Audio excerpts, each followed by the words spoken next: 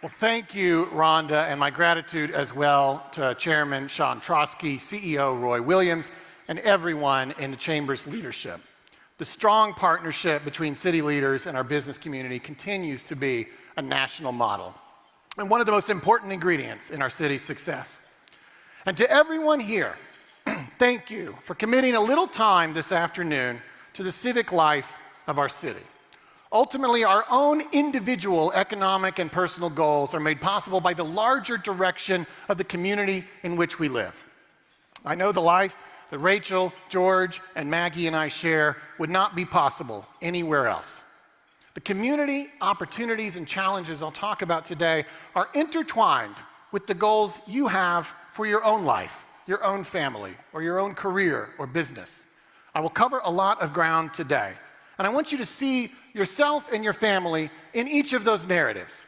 I want you to envision your role in the future we will build together.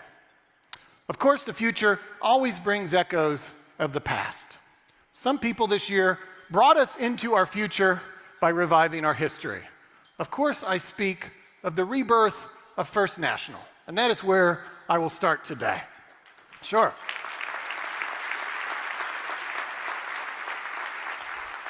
Imagine what it was like to live in this city in 1931 when the First National opened. The population of Oklahoma City was 185,000 people, and its size was 30 square miles. The First National stood watch as this massive metropolis grew around it. It survived urban renewal, but by the turn of this century, one had to wonder if it would survive the relentless passage of time. If you think back to the downtown recovery that commenced a quarter century ago, there were so many major historic structures hanging by a thread. One by one, this community addressed them. But First National had long been a missing piece.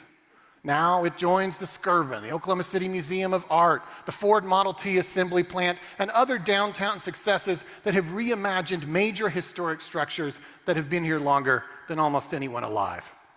This project was not cheap or easy. It's a $300 million undertaking, and it required a significant public partnership. It required vision. Otherwise, it wouldn't have made any economic sense. But the project was a gift to our city and our descendants, much as it was a gift to us in 1931. The remaining dining and retail will continue to open throughout the rest of this calendar year, but as of 3 months ago, you could once again see the great banking hall in all its glory and even spend the night upstairs. There are many people responsible for this success, but certainly we want to thank Charlie Nicholas and Gary Brooks, the developers who treated this not like a real estate deal, but like a legacy.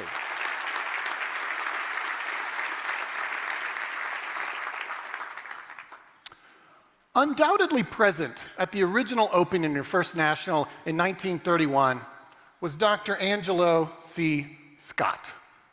Dr. Scott had witnessed the land run and our city's earliest days in all its chaos. In 1913, Dr. Scott recorded a message for us. It was placed in a time capsule within the First Lutheran Church, and it wasn't heard for 100 years. Angelo Scott was perhaps the most accomplished and respected resident of his time and was most qualified to speak to us on behalf of Oklahoma City's first generation. In his message, he spoke of us and to us. He said, "And what manner of men and women will they be, I wonder? And in what array will they come? We cannot know. But it is safe to say, even if there be a touch of pathos in the saying, that they will be wiser than we, happier than we, better than we are. It is the law of growth, and we would not wish it otherwise. And so we, the pioneers of Oklahoma City, with all of you, send our greeting across the century. Men and women of 2013, we who shall have long been dust before this message falls upon your ears, salute you. We who shall have long,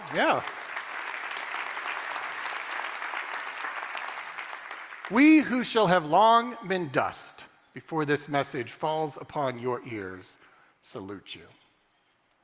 Today, as we gather for the first State of the City address of my second term, my mind is on our future. Our future will someday be someone else's past. What message will we leave for them? Last year, when we gathered in this forum, we looked back quite a bit at a historic pandemic, at a generational call for racial equality, at an unprecedented time in our lives. And we needed to process that a little bit. But today, we move forward. For we too have messages to leave, legacies to write. I sense an energy in this city that rivals any before it. The people of 1889 had it, the people of 1993 had it, and I believe the people of 2022 have it as well. I saw some of that energy in February, when you were kind enough to renew my contract for another 4 years. That sort of thing happens from time to time, but not the turnout. More people voted in this year's mayoral election than in any mayoral election in 60 years. You're ready for what's next, and so am I. Thank you. Beginning a second term, emerging from a once-in-a-century pandemic, these are milestones that signal a new chapter for our city.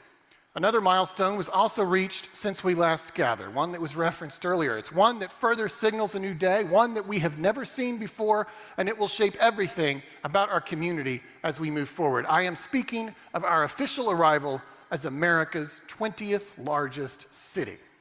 To put that ranking in some perspective, I want you to understand that in 1970, a date not so distant for many in this room, we were the 37th largest city in the United States, barely top 40. Top 40 is nice, I suppose, but there's a big difference between top 40 and top 20. You know who's in the top 40 today? Cities like Colorado Springs and Omaha, lovely towns, but no one's wearing their jerseys in Paris. But you know who's in the top 20? The greatest cities in the world, the cities we used to study. In 2005, this chamber led a delegation to Nashville to study that city because we aspired to be like them someday. You know who we passed this year to enter the top 20? Nashville. This isn't Angelo Scott's Oklahoma City or even your parents. Heck, we were 27th when I gave this speech 2 years ago. As of the most recent population data, Oklahoma City is the home of 687,000 residents. As recently as 2010, that number was 579,000. That means on average, for each of the 4,000 days in between 2010 and when that data was taken, 27 people moved here every single day. This growth is happening fast, and it validates everything this community has done for 3 decades to build a city where people want to live. I make pitches to job creators and other interested parties almost every week, and we continue to be successful because I can tell them that, one, we offer a unique combination, all of the cultural amenities you expect in a big city, an amazing arts community, world-class dining, major league sports, unique museums, but that is uniquely combined with the ease of living, friendliness, and low cost of living you expect in a much smaller place.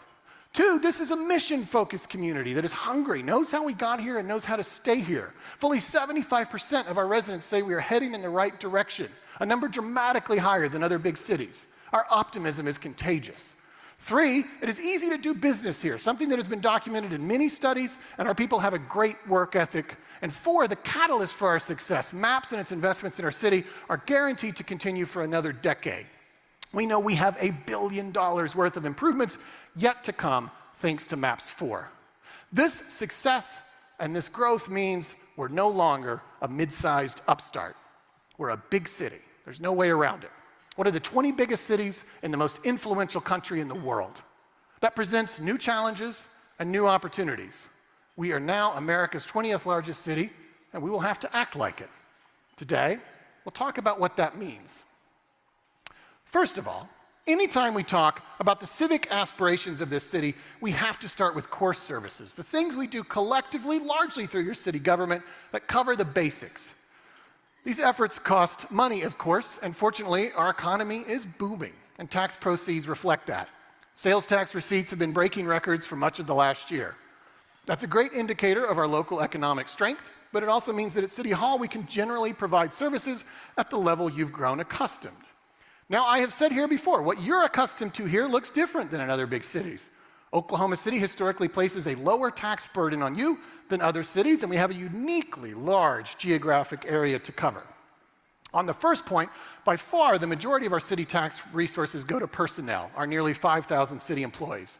That is actually far fewer city employees per capita than most other large cities, and employees per capita have declined over the last decade. We continue to do more with less. On the latter point, regarding our geographic size, I try to come here every year with a new way to shock you on this topic. So here goes. The city limits of Oklahoma City clock in at 620 square miles. That means we are the size of 8 Cleveland, Ohios. Washington, D.C., yeah, we could take 10 of those. Pittsburgh, Pennsylvania, we're 11 Pittsburghs. Miami, Florida, sure, we are 17 Miami, Floridas. How about this one? Inside the city limits of Oklahoma City, at the same time, you could fit Berkeley, California, Alexandria, Virginia, Providence, Rhode Island, Newark, New Jersey, Fort Lauderdale, Florida, Miami, Florida, Tempe, Arizona, South Bend, Indiana, San Francisco, Boston, Anaheim, St. Paul, Minnesota, and Minneapolis, Pittsburgh, Oakland, California, and Buffalo, New York. Imagine, yeah, I wouldn't applaud for that, honestly. Imagine all the infrastructure and city service challenges of all those cities combined into one. That's Oklahoma City. Having said that, it is what it is, right? We have to face things as they are. Fortunately, this community stepped up in 2017 and approved the largest infrastructure, and specifically the largest street repair package in city history. That initiative, known as Better Streets, Safer City, is still underway. Just in streets, that initiative amounts to nearly $800 million and has completed 132 projects, has 101 projects underway, and 200 more projects still planned. That's a total of 433 street projects. What has been accomplished so far is making a difference. For example, there was a national scale called the PCI, Pavement Condition Index. That rates pavement on a scale from 0 to 100. 8 years ago, our citywide average was 63. This fiscal year, we expect to bring that citywide average up to 71. The threshold of 70 is pretty important. That's considered satisfactory in the pavement world, and it's the kind of number that would be in line with the national averages. This is unquestionably the most dramatic improvement in street conditions we've seen in our lifetime. This top 20 city will talk again in the next 4 years about our basic infrastructure needs, and when we do, we'll need to aim high. Thanks to the bipartisan infrastructure law enacted last year, we may have more federal help than ever before, but we'll still have a tremendous need. Core services aren't just streets, of course. Public safety is actually the biggest investment the City Hall makes every year. And we have increased that funding for police and fire the last 2 years. Satisfaction levels remain high in citizen surveys we conduct every year. The most recent found that 91% of residents are satisfied or very satisfied with their fire service, and 73% are satisfied or very satisfied with their police service. Even with relatively high satisfaction levels, we have always felt we can improve every city service. Our work towards public safety receives the most funding and the most attention because we sincerely want all communities within our city to feel safe. 2 areas have been the focus of much discussion the past few years: police staffing levels and police use of force. On the latter, an inclusive task force worked with national experts for almost 2 years to develop 39 recommendations that were received by the council in March. The council and city management have committed unprecedented energy and resources to pushing those recommendations into reality. On the topic of staffing, this community approved the funding in 2017 to add over 120 additional police officers. Usually, securing the funding is the end of the story, but challenges have stood in the way of filling those positions. Knowing what I do about the mountain we have to climb, I recognize it will still take years. But city leadership, OCPD leadership, and the Fraternal Order of Police are all focused on the challenge and working together to address it so we can bring staffing levels where we want to see them. Even as we've dealt with those challenges, violent crime rates have consistently declined in Oklahoma City since 2017. This is in stark contrast to what is happening in many other American cities. Some people get their news from national sources, so they repeat information that may be true about the nation but is false about Oklahoma City. So it bears repeating. In Oklahoma City, almost all of our violent crime rates are going down and have been for 5 years. The data doesn't lie. Our police department deserves our appreciation for that.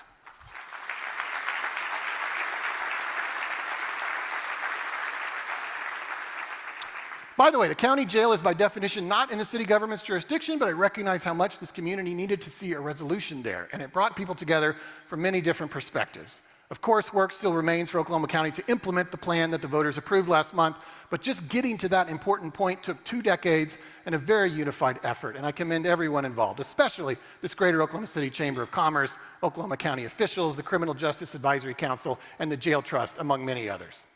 Your core services and a lot of other things that make this community great continue to be led by a fantastic City Hall team. The residents recently said by a 14-1 margin that they are satisfied or very satisfied with their overall city services. We continue to have the highest bond ratings, and a new study from WalletHub recently said we are the 8th best-run city in America. Special gratitude to City Manager Craig Freeman, our nearly 5,000 city employees, and our hundreds of volunteers, many of whom are in the room, who serve on boards and commissions. Can we show our appreciation?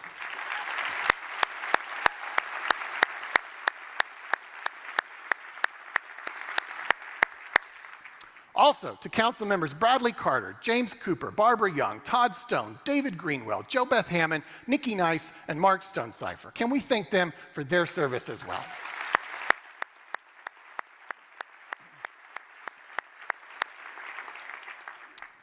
Another rising issue of importance in America's 20th largest city is public transit. This is certainly another issue impacted by the geographic size of our city.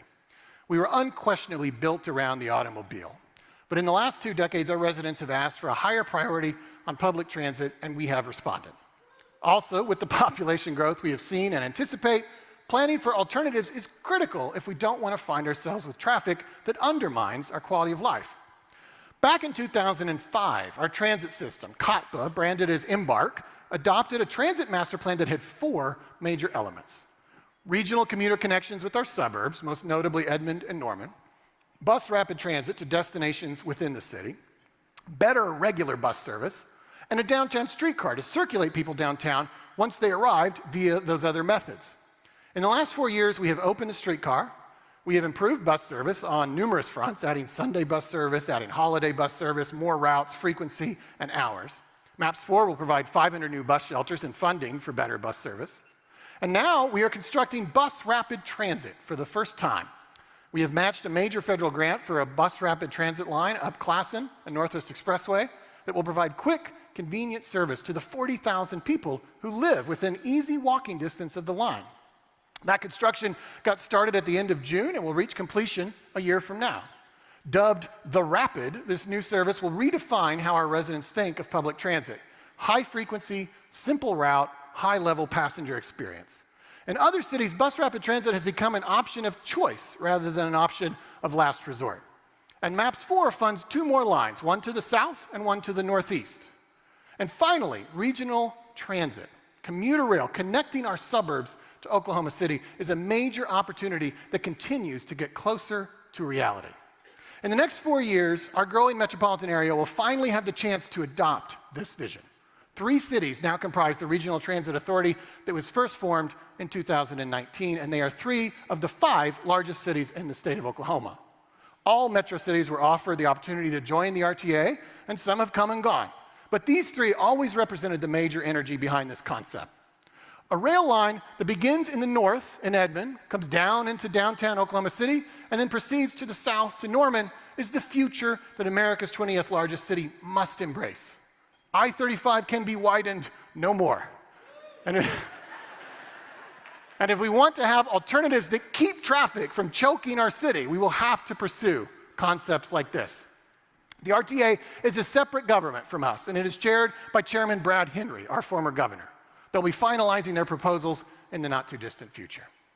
And by the way, while on the topic of rail, everyone at every level of government will be working with Amtrak in the years ahead to capitalize on the opportunity presented by the bipartisan infrastructure law to extend the Heartland Flyer to Kansas, connecting us with the entire Amtrak system. Now, let's pivot to talk about a critical issue we have to address in the next few years. And this one gets to the core of who we are and how we got here. And this topic is arguably one of the most important I will address today, partly because today is the first time I am having the chance to share its urgency with you. There's so many changes that have come in the last 3 decades in this city, but unquestionably one milestone stands apart: our city's arrival as a major league sports city. In America, there are cities with major league professional sports, and there are cities without. And most of us are old enough to tell you the difference. The arrival of our Thunder in the NBA changed everything in Oklahoma City. Yes, it gave life to our downtown at least 41 nights a year and gave us something to rally around as a community that we had always lacked.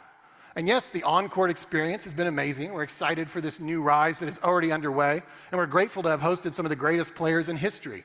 In fact, 11 currently active NBA players were recently named to the NBA's all-time team, celebrating its 75th anniversary, and 5 of those 11 players have played for Oklahoma City.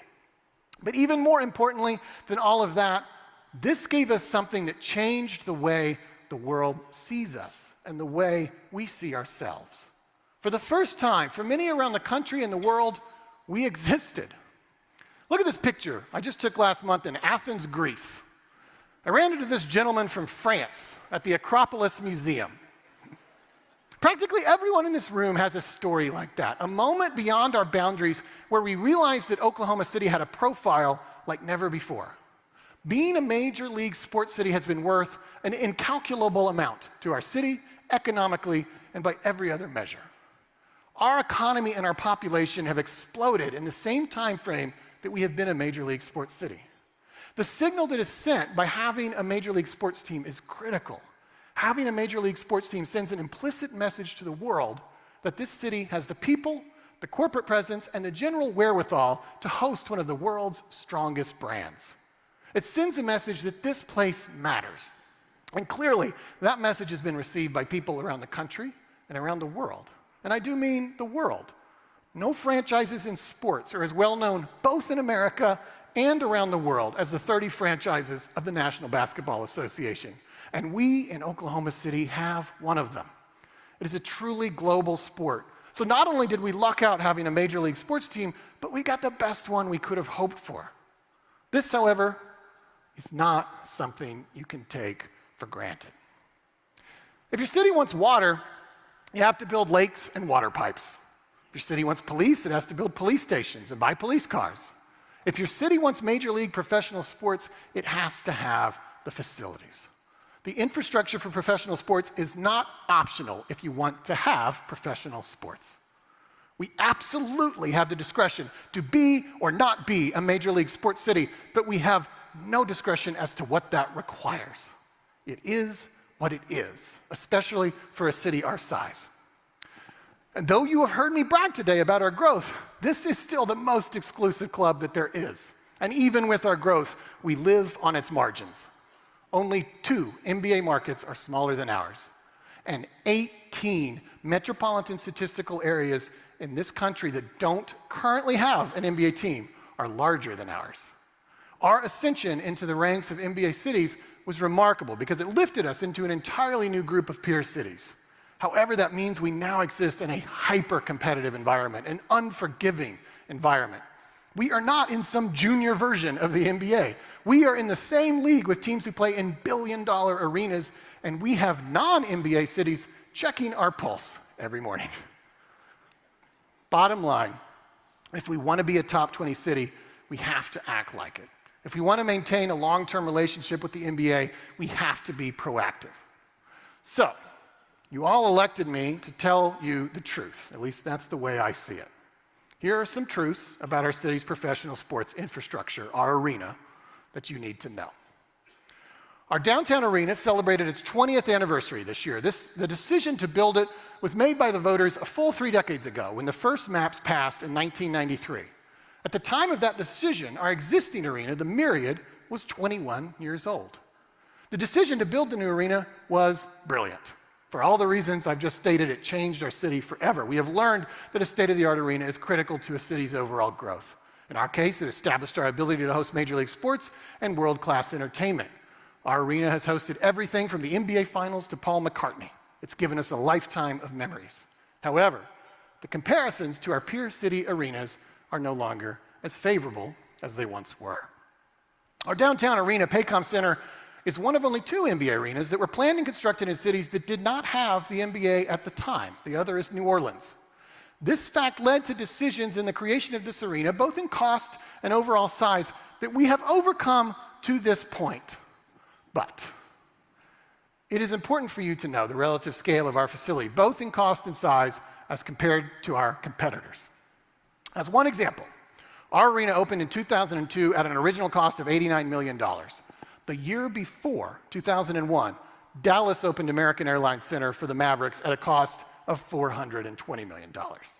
And by the way, the mayor of Dallas recently announced plans to work with the Mavericks to construct a replacement for their arena, as they now consider that $420 million arena to be nearing the end of its life.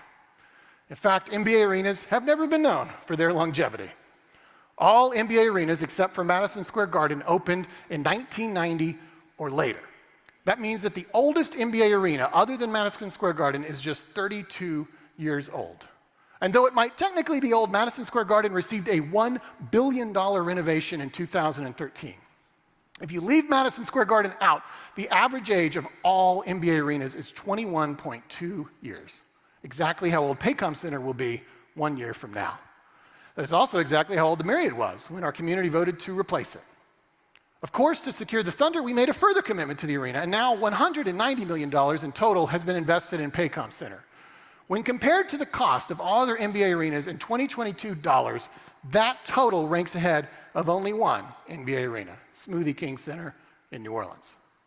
After the Los Angeles Clippers complete their new $2 billion arena currently under construction, 10 of the 30 NBA arenas will have construction costs that were all originally in excess of at least $475 million.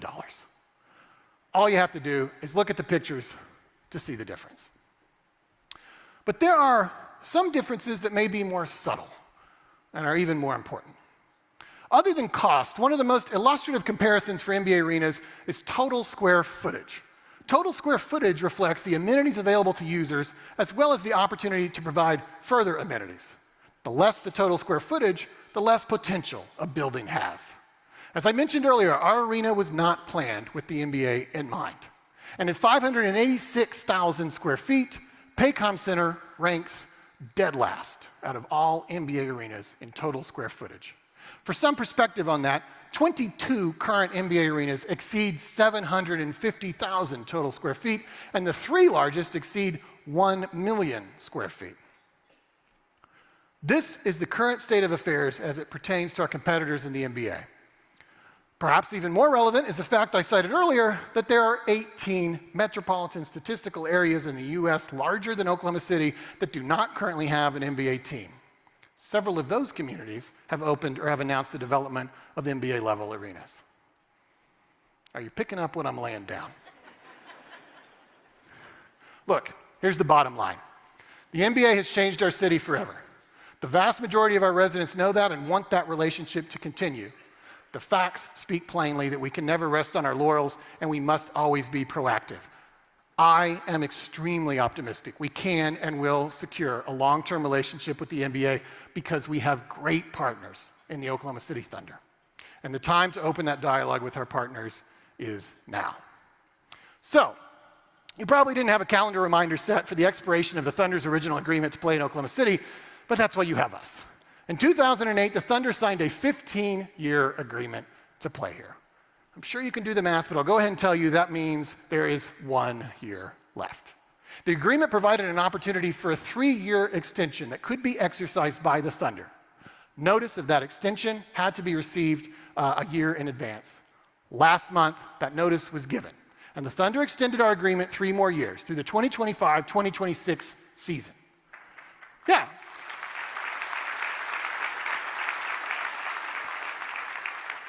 But 3 years is not what we're looking for. But the purpose of that extension is to give us both time for a collaborative dialogue where we will jointly develop a plan that secures Oklahoma City's long-term future with the NBA, Major League Professional Sports, and the world-class entertainment we have come to expect, but can never take for granted. I can't emphasize enough, this is a collaborative partnership with Thunder leadership. led by Chairman Clay Bennett, and we are on the same page. We want the same things for our city that we love. We have the same aspirations, and I think they are shared by every person in this room. The potential of America's 20th largest city is dynamic and limitless, and we know what it is to dream big and follow through because we have done it so many times before. We don't yet know specifically where this dialogue will lead, but we go in with clear eyes to the realities of being America's 20th largest city and the realities of maintaining our place in the ranks of big league cities. To do all we can to prepare, we are taking some prudent steps immediately. First of all, I want to remind you that it takes years to execute large public projects. The MAPS Arena opened 9 years after voter approval. The convention center in which we sit opened almost 12 years after voter approval. This is one of the primary reasons we have to plan now. We want to develop a plan we can fully execute before the end of this decade, and though that may seem a long way off from 2022, it is not. In any case, wherever this dialogue leads, Paycom Center will still be the proud home of the Oklahoma City Thunder for years to come. As such, we obviously can't let it collapse in the meantime. Fortunately, the maintenance necessary to preserve its operability has already been secured through MAPS 4. MAPS 4 is already slated to provide routine improvements to the arena in the near term, including new seating and mechanical and technology maintenance. However, beyond those necessary items already underway, we are asking the MAPS 4 Citizen Advisory Board to pause further work while we determine the best future use for the remaining MAPS 4 arena funds. That will allow for approximately $70 million to remain available for use in the vision we develop. Preserving it is good planning. The Thunder will also pause their plans for a Thunder Alley development while we develop this larger vision for our city's future. There is obviously a lot of work that lies ahead, but I'm excited at the opportunity we have here. This dialogue we will embark upon is not just our chance to secure a long-term relationship with the NBA, but it is a chance to cast a new vision for our city. To believe in our future, as the campaign slogan proclaimed in 1993. Our city must continue to pursue ambitious aspirations, otherwise our momentum evaporates.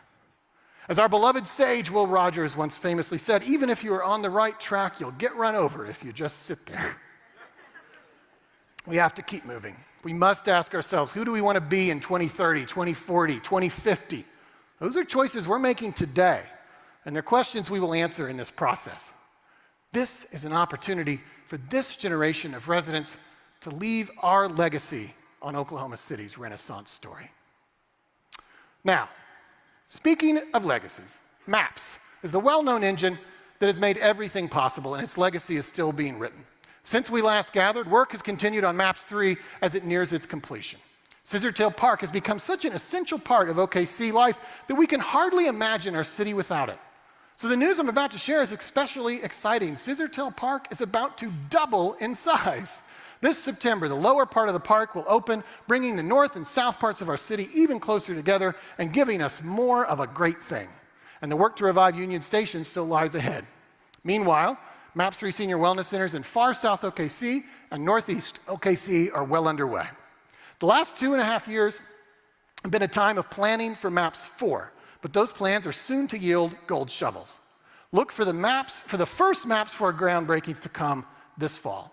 No doubt, I'll have much more to say about MAPS 4 in future State of the City addresses, but suffice it to say, no other city in America has a $1 billion quality of life initiative already committed. As you recall, this MAPS is focused on neighborhood and human needs like never before.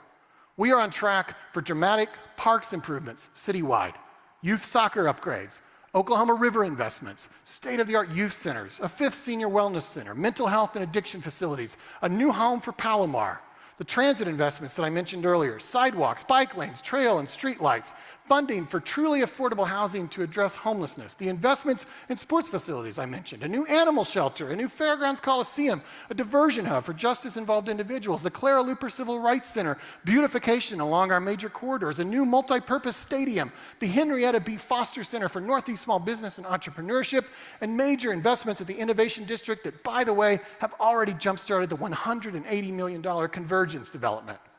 Most of these projects will include public art, of course, and on top of it all, thanks to innovative planning, we will enjoy perpetual operating and maintenance dollars to support these MAPS 4 projects. Cities across this country would consider any one of the MAPS 4 projects to be a major achievement, and we have 16 such achievements arriving in the decade to come. The older I get, the more I think that looking forward to something is one of my favorite emotions. Well, thanks to MAPS4, our community gets to enjoy that feeling for another decade. I mentioned the investment MAPS4 is making in truly affordable housing to address homelessness. Being America's 20th largest city brings challenges and obligations along with opportunity. Homelessness is an issue motivating good works in our city like never before, but these efforts follow many years of commitment. This chart illustrates the number of people experiencing homelessness each year since 2005 in our city's annual point-in-time count. The most recent number this year was 1,339. As you can see, during a time period where a city's overall population has grown by 30%, the population of those experiencing homelessness has slightly declined or has been held essentially flat. That's really quite remarkable and a testament to the dedicated people who work in this field and are doing a lot of innovative things. And in the most recent data available from 2021 from the U.S. Department of Housing and Urban Development, Oklahoma City ranks 82nd among American cities for people experiencing homelessness. Whether you look at us as the 20th largest city or the 42nd largest MSA, ranking 82nd in the number of people experiencing homelessness means we are far below the per capita count of our peer cities. While I am grateful that fewer people experience homelessness here than in other cities our size, I recognize that the overall number doesn't matter if you yourself are experiencing homelessness or have a family member who is, or if you're in an area of the city that engages with the population daily. That's among the reasons why the issue is very much a priority. Here's another important data point. 69% of the people experiencing homelessness became homeless while living right here in Oklahoma City. Another 14% came from a different city in Oklahoma. Only 15% of the people experiencing homelessness came from somewhere else. In other words, these folks are us. They are our neighbors. Every human life has value, and we know from countless success stories that no matter the challenges facing a person, they can live a life in safety and fulfillment given the proper support. 3 years ago, I asked a broad group of community leaders, led by Bob Ross and Sue Ann Arnall, to develop a unified strategy for addressing homelessness in our community. That task force delivered its report last year, and combined with the ongoing work of the nonprofit sector, the business and philanthropic community, city staff, and OCPD, and utilizing the $50 million in truly affordable housing coming from MAPS4, we have every reason to believe we will continue to make progress in meeting this challenge. As our top 20 city continues to grow in the years ahead, this issue will not abate. We will have to stay focused on it. Our ascension as a city also continues to present opportunities to shine on a global stage, thanks to aspirations we pursued nearly 2 decades ago. On this point, I am speaking of river sport, where we continue to establish Oklahoma City as one of the leading cities in the world for paddle sports, canoe kayak, and rowing. OKC is so established now that when several major events had to be quickly relocated out of Russia, the International Canoe Federation immediately reached out to us. I mean, let that sink in. Oklahoma City is the go-to place that the world's canoe kayakers thought of. Those events will be here in the last weekend in August. Several more international events for years to come have also been awarded to us. Riversport is hosting regional, national, international events all the time. Cities like to brag when they are clearly the best at something. We have long had rightful claims to being the horse show and softball capitals of the world. We're headed towards being the paddle sport capital of the world. This status also gives us a unique place in the Olympic movement, one of the most important movements in modern civilization. It is a deepening relationship we will continue to pursue in the years ahead. Public education remains an important issue for America's 20th largest city, and we must continue to elevate it. In our form of government, it is separate from City Hall, but we certainly recognize its importance to our future. There is one major effort underway this year you need to know about. The city's largest district, the one that covers the center of the city, Oklahoma City Public Schools, faces the many challenges of a large urban school district, and yet historically receives less public tax support for infrastructure than its peer districts in our metro and across the state. Prior to Maps for Kids in 2001, it had almost no resources at its disposal for infrastructure. The lack of investment before 2001 put the district in an enormous infrastructure hole. The Maps for Kids assistance of $500 million from the city was a huge boost, and in that time period, OKCPS also got into the routine of passing its own bond issues. But the reality was that Maps for Kids was a one-time infusion, and the rate at which OKCPS was receiving ongoing infrastructure dollars was still far below other districts. We can't let our city's largest district fall behind again. OKCPS is preparing a bond issue proposal for voters to consider perhaps by the end of this year. And this city needs to rally behind it. The Oklahoma Constitution doesn't do school districts in this state any favors. If they so much as want to replace a broken air conditioner, they have to ask the voters, and they need 60% approval.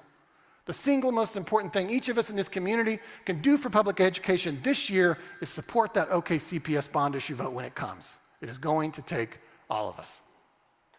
Yeah.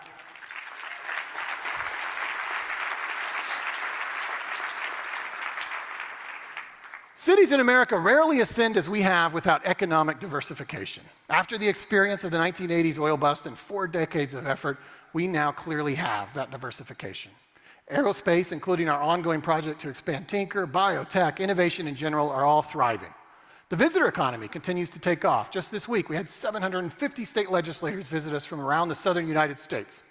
And the film industry continues its growth. Green Pastures in Northeast OKC is doing great work. And as you know, we entered a unique partnership with Prairie Surf Media to turn our old convention center into a production facility. Now our city is hosting Tulsa King, created by Taylor Sheridan with Terrence Winter and starring Sylvester Stallone. Sly just celebrated his 76th birthday last week right here in Oklahoma City. And we're seeing real estate development announcements like never before. I mentioned convergence at the Innovation District earlier, but it is also worth noting the dirt is now moving at the exciting $342 million Chickasaw Nation development around First Americans Museum. This diversification has led to historically low unemployment. We recently had the lowest unemployment rate on record, 1.6%. We have now been below 3% for a full 11 months, the longest such streak since 1999. As part of this economic success, this top 20 city continues to also strive for inclusion and equitable growth. We continue to see exciting developments along Northeast 23rd. Since we last gathered, 91-year-old Florence Jones Kemp, Victoria Kemp, and Florence's restaurant became the first in Oklahoma history to receive one of the most prestigious awards from the James Beard Foundation. Yeah.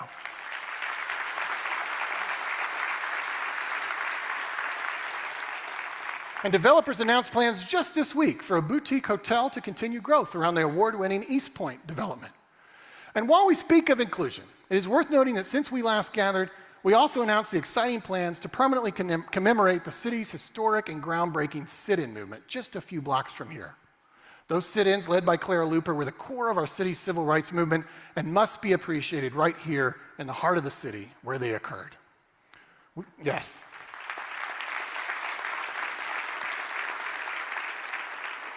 We continue to strive for inclusion in everything we do. And as I've detailed here before, we continue to bring more diversity to boards and commissions. As one example, since we last gathered, I made 54 appointments to the MAPS 4 subcommittees.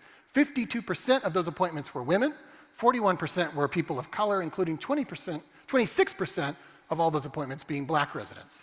Meanwhile, our council will soon consider the restoration of our city's Human Rights Commission, following 2 years of task force work. The effort was a response to the historic cry for racial equality in the summer of 2020, and it mirrors similar efforts in cities like Lawton, which created a Race Relations Commission after those events. Tulsa has had a Human Rights Commission for decades, as have most large American cities. Making sure that everyone is a part of our story is critical as we continue to grow. Top 20 cities are diverse cities. We are now a city that includes people from every life experience and every corner of the world. A fact I acknowledged when I asked Afghan refugee Dr. Feroz Bashari to administer my oath of office in May. America's great cities celebrate and include their diversity in their narrative, and so shall we.